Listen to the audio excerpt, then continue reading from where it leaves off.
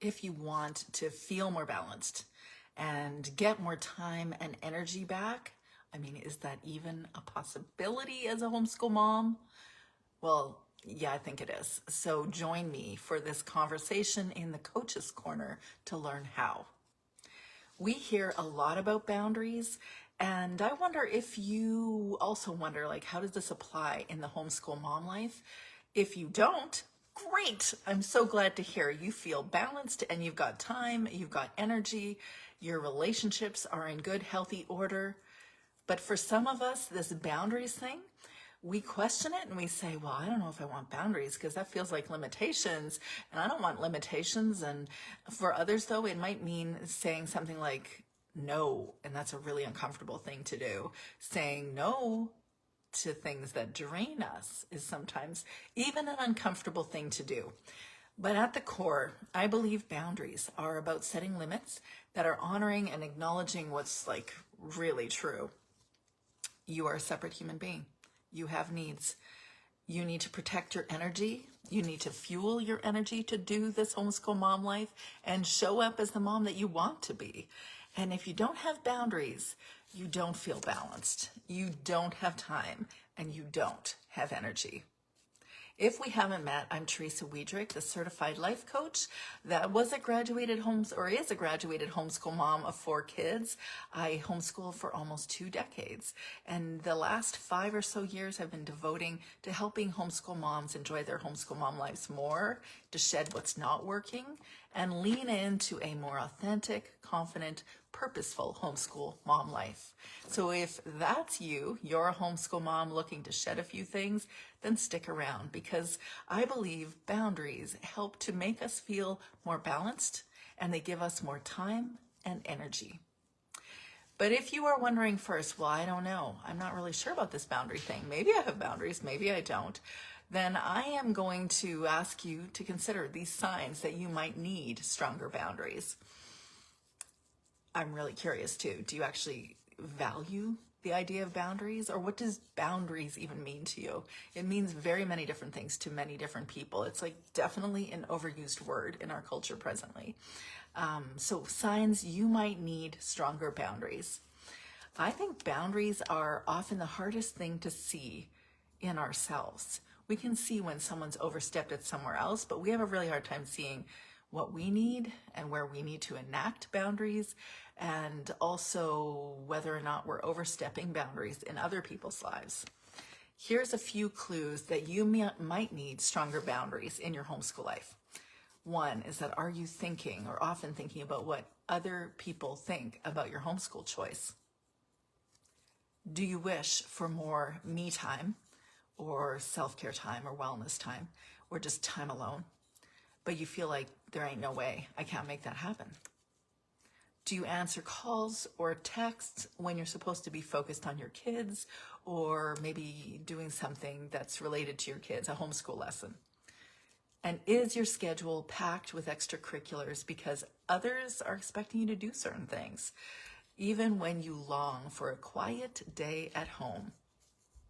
If any of these things sound familiar, then you might need stronger boundaries. Let's talk about why boundaries matter in our homeschool lives. I'm curious if you have a few thoughts. You're welcome to put your thoughts down below. I'm always happy to interact with you. That's what I do. It appears that I'm on a screen in your phone or on your computer, but I'm a real person. I'm over on the west coast of Canada, and I have conversations every day with women just like you. So I'm curious, what would you say? Why do boundaries matter for you? I believe that the energy that we have for homeschooling is directly tied to the boundaries we set. Boundaries are necessary not just for protecting our time, but also for nurturing our relationships, our relationship with our kids, our relationship with the most important people in our lives, our partner if we're partnered, our parents, our family, our friends, whoever's the most important people, and also, and most importantly, our relationship with ourselves. When we have boundaries, we can protect our homeschool intentions, our vision for our homeschool. We can say yes to what matters, and we can let go of what doesn't. Here are some practical ways to set boundaries in your homeschool. So I'm going to give you a list of actionable steps, but maybe you want to grab a journal and a pen and write a few of these down. You are always welcome to join me in the Confident Homeschool Mom Collective to have a weekly conversation about these things and all the other things that impact the homeschool mom life. So here's a first thought. Take time for you. Set aside time. If it's just 15 minutes, schedule it into your day timer each week to be alone. Put your kids to bed earlier if you've got really young kids. Whether it's just a walk or a coffee by yourself, this is a time for you to think your thoughts consecutively without having interruption. Can I hear an amen? The second thing is quiet breaks. So you could schedule an afternoon quiet break or quiet afternoon reading time or read aloud with the kids, or maybe that could be your project-based learning time. It could be a regular part of your day where kids know that they need to do those things independently, preferably apart, unless they get along so well that they never have arguments. Anyway, so separately, and let's just create a space, even if it's for 20 minutes, an hour. I've heard some moms say 2 hours in the afternoon, where you can be fully present to doing what you want to do, giving you some breathing room, giving them some space from each other, pursuing things that they may not ordinarily pursue. The third thing is to put screens away. And I'm actually not talking about the kids' screens. I know from experience during my homeschool hours that, especially in the early Facebook years, I was like, this is so cool. There's people out there that I can chat with during my homeschool day, that as moms, we don't have that same kind of connection point all the day long. I mean, I'm speaking it to you, so you know. And so then I thought, well, this is cool. I can connect with people during the day. But sometimes it interrupted the time that I was having with my kids, and I found myself distracted. Well, sometimes you need to just set the phone aside, put it in the other room, turn off the notifications, and let yourself focus in on doing something intentional with the kids. It helps you be more present. And frankly, every single one of us needs to have more or fewer hours in screen time. The fourth thing is to communicate your availability. So letting family or friends know that during certain hours you are unavailable. Now that could be because you're doing lessons with the kids. It could be because you just need quiet time in the afternoon. Whatever hours you need to protect, let people know in advance and then hold to it. The fifth thing is to prepare responses to I call it FAQs, the frequently asked questions. You know, like, oh, so the kids, they're out again. Is school done today? Or, oh yeah, you're homeschooling? Cool. But what about socialization? Or you fill in the blank. There's a few of these FAQs. You're likely going to face these questions for many years, and you may not like them. You may love them. Whatever the case, you have to have an answer for them.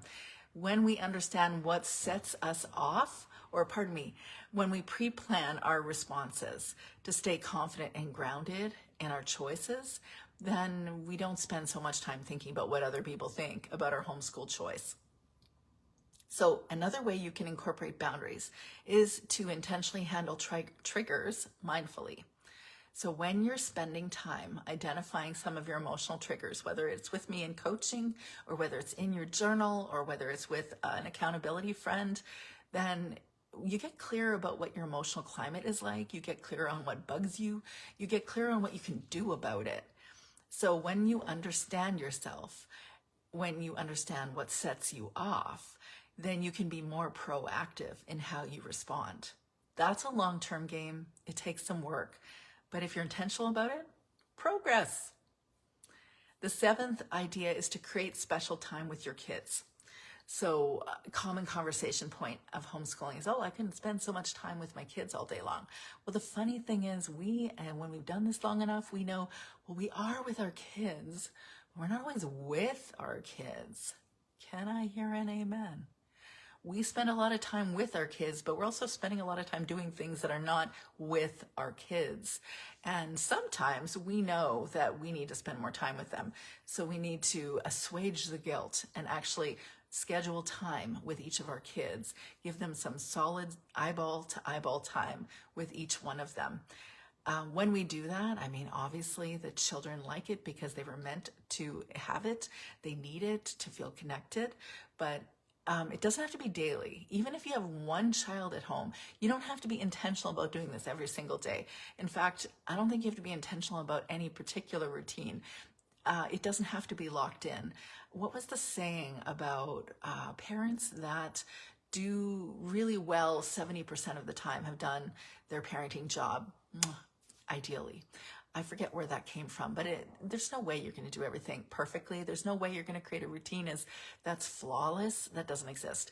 You are going to just incorporate certain things into your typical rhythm of your life and know that you will have time one-on-one, eyeball to eyeball with each of your kids regularly, whatever that means. So plan for regular eyeball to eyeball time with each of your kids.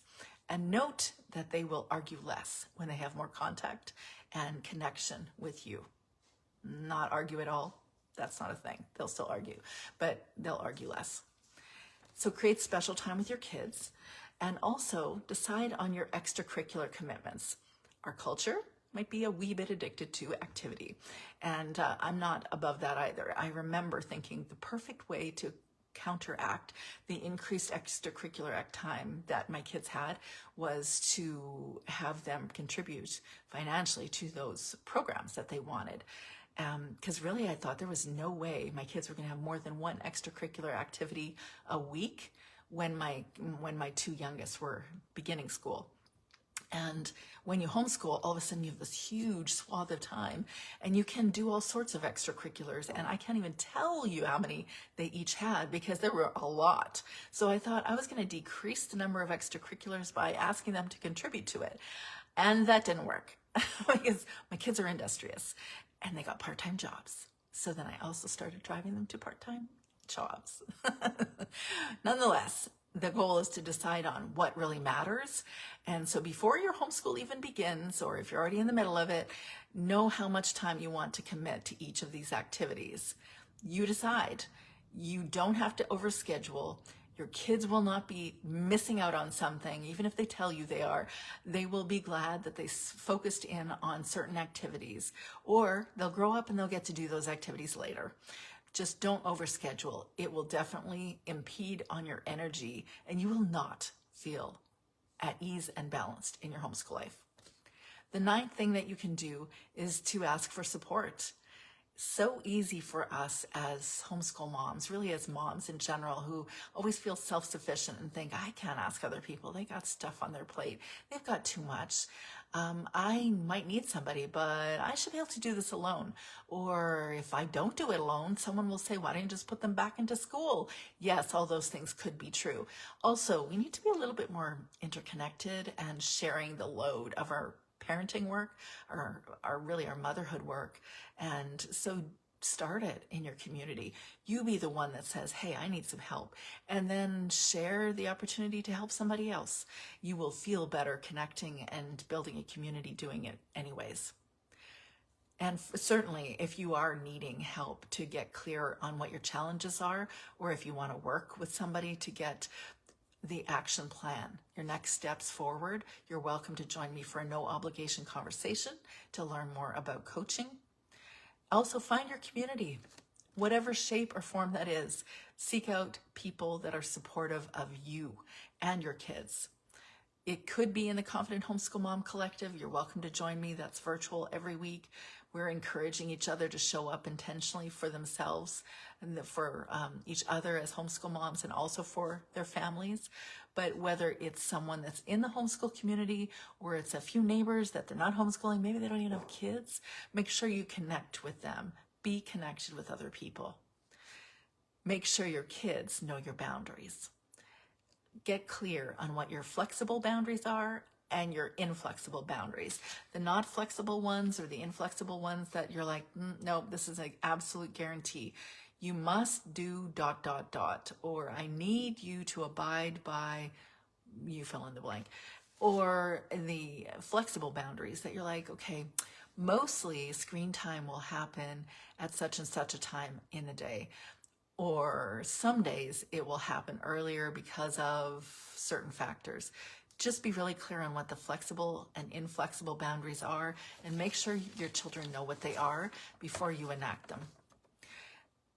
When you say no, here is the 12th thought, is that when you say no to your kids, you have to believe it before you say it. If you are not confident and certain that this boundary that I'm enacting really matters to me, and I believe it's really important for you too, if you don't believe it, they won't either. And they'll just keep asking you. So you have to get clear. Do you believe this no? And why? And then say it and believe it. And that is all. Know why you're saying no. That's the final thought, is that you can't just say no without having thought about why. Your reasons are your reasons. So you decide why you're saying no. But if you say no on a lark because it just dawns on you, just no, not today, not happening. And then later on, you'll be questioning yourself. Oh, I probably shouldn't have said that. Or maybe you'll feel guilty because you did that. So you want to be able to say no and know why you're saying no. So be clear on why you're saying no. So those are my 13 thoughts as how you can, or practical ways that you can incorporate boundaries into your homeschool mom life. I'd love to hear your thoughts, where else you like to put boundaries. I'm sure there are a few more places. What is inflexible and flexible for you? I would love to hear your questions if you've got them. I'm happy to answer a specific scenario. If you want to give me a specific scenario in the comments or DM me, I'm happy to respond. And thanks for joining. I don't believe that boundaries are about shutting people out. They aren't about just randomly saying no. They aren't about making other people feel like they don't belong in your life or they don't matter. I think boundaries really are protecting what's most important to you: your time, your energy, your sense of self, and your feeling of balance. I think those are the reasons why we want to be intentional about incorporating boundaries in our life. Because when we're intentional about doing those things, we will better show up as moms and educators and, all the different roles that we play in our life. In fact, I had a conversation with a mom today, and she ever so beautifully shared that the reason that she wants to maintain these boundaries is that she doesn't want to lose her stuff on her kids by the end of the day. Exactly. And that's exactly what we want. We want to feel more balanced. We want to reclaim our time, our energy, our bandwidth, and we want to show up on purpose in our homeschool. So I hope that was helpful for you. I'd love to hear your thoughts. If you haven't already accessed the Reimagine Your Homeschool mini course, I encourage you to do that. Just ask in the comments below. I'll make sure that you've got the link. In fact, you can probably type Reimagine and the link will be delivered directly to you in your DMs. It will help you to get clearer on what is the challenge in your homeschool mom life and how to move towards more of that balance, reclaim your time and your energy. I hope you have a beautiful week.